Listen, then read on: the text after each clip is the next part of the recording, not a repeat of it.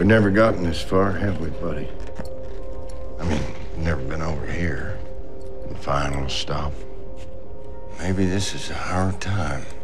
Maybe this is the easy part. An opportunity might allow him to continue this freedom that he's, experienced. And he knows if he takes that particular plea deal, which would, cement his responsibility on the night of that murder so many years ago, he knows that it's going to destroy his family. He knows that it's going to fragment them. Be out of our hands, right?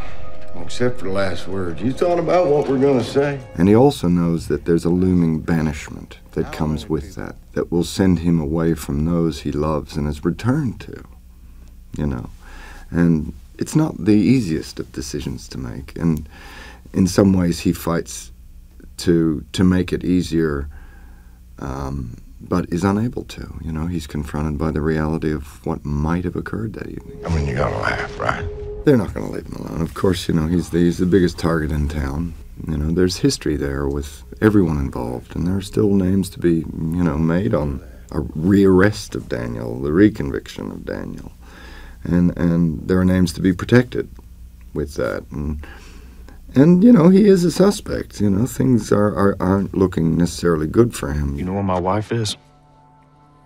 I don't, Ted. You've got the situation with the assault on Teddy. You've got the situation of a body being found just post Daniel's release from death row. One of the witnesses to the case suddenly disappearing, is now discovered floating in a river.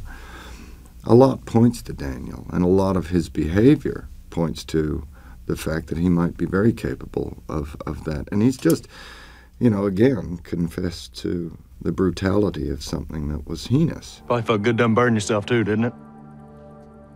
Confess your crime, so to speak. Perhaps it did, I don't know.